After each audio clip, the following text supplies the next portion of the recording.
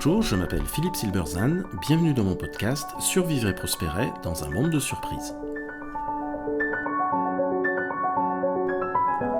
L'épisode d'aujourd'hui, la vraie leçon de l'Ukraine, en incertitude, la stratégie est une question de modèle.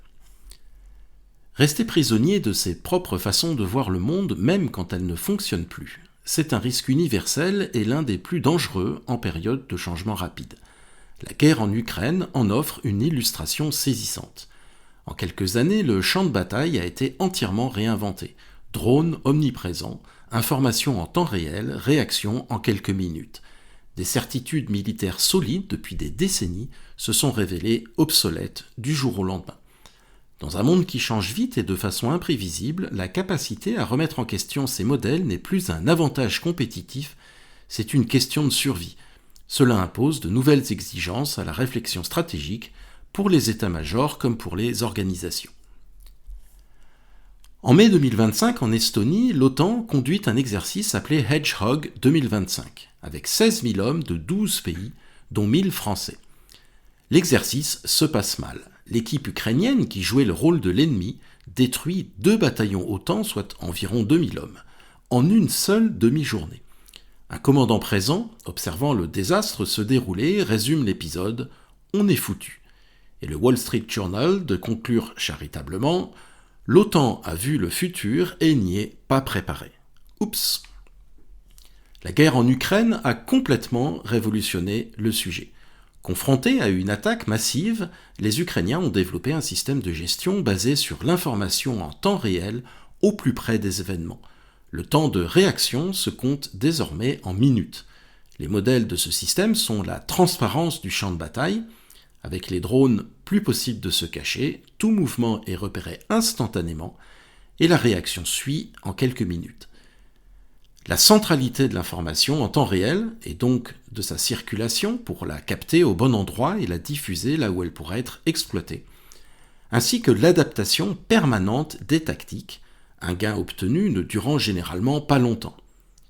Face à cela, les doctrines et les modes d'organisation de l'OTAN sont encore conçus pour des guerres lentes et massives. C'est le modèle des années 80 où l'on anticipait une percée russe à travers l'Allemagne. L'OTAN, avec ses modèles obsolètes, est bien en retard d'une guerre. Et si au début de la guerre en Ukraine elle a formé les Ukrainiens, c'est désormais l'inverse qui se produit. L'armée ukrainienne est sans doute la plus moderne du monde et c'est elle qui va nous former. Le fiasco de Hedgehog 2025 illustre le risque majeur en période de changement, celui de rester enfermé dans ces modèles. Cet enfermement est d'autant plus fort qu'ils sont généralement visibles. Ce sont en général des évidences pour ceux qui les tiennent. Le sentiment de supériorité de l'acteur joue également un rôle important, car il renforce l'aveuglement. La faible estime dans laquelle est tenue l'armée russe, au vu de ses déboires en Ukraine, ne facilite sans doute pas les remises en question, et elle est donc un piège mortel. Les périodes de guerre sont toujours des périodes révolutionnaires, au sens où des modèles solides, depuis des années, peuvent être brutalement remis en question. L'Ukraine en est un nouvel exemple. Difficile pourtant de savoir si la leçon de Hedgehog 2025 a été retenue. Que le fiasco ait marqué les esprits sans nul doute, mais qu'il ait conduit à de vraies remises en question, cela reste à voir. Une des forces des modèles est qu'ils résistent à des échecs qui sont vus comme des aberrations. Ce sont les fameux arguments « oui, mais là c'est différent » ou « là ça compte pas », qui nous font rire lorsque ce sont les enfants qui les utilisent, mais les adultes les mobilisent volontiers également. Sauf lorsqu'on est confronté à une catastrophe, mais alors il est trop tard, les modèles sont plus forts que les faits.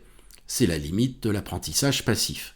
Contrairement à ce que l'on pense, en effet, les faits ne nous conduisent que rarement à modifier nos modèles. Au contraire, ils sont généralement filtrés par eux. C'est précisément leur rôle que de filtrer l'information jugée inutile.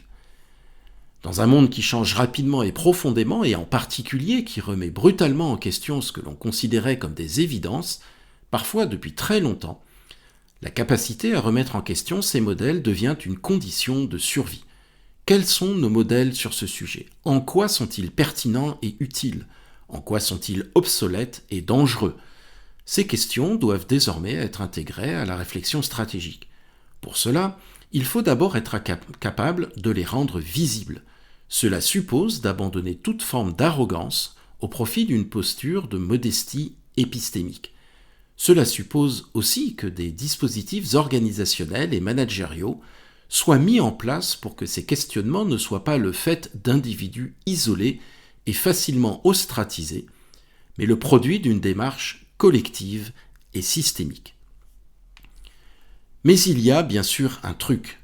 Le truc, c'est que la leçon ne peut pas simplement être qu'il faut savoir s'adapter rapidement et adapter ses modèles et ne pas rester enfermé. Réussir cela, c'est déjà difficile, mais ça ne suffit pas. La leçon ne doit pas être non plus que les Ukrainiens doivent nous former à la nouvelle stratégie militaire, même si cela sera très utile, certainement. Car la prochaine guerre ne sera pas comme celle d'Ukraine. Aucune ne ressemble à la précédente. À rester dans un seul paradigme d'adaptation, on court le risque d'être toujours en retard d'une guerre. Il ne faut pas simplement s'adapter. Il faut préparer de nouvelles éventualités et anticiper le fait que nos modèles peuvent devenir obsolètes du jour au lendemain. La seule possibilité est pour cela d'entretenir un vivier de modèles alternatifs que l'on peut mobiliser lorsque les modèles dominants échouent. Eh bien, c'est ce qu'a fait l'armée française avant la guerre de 14-18.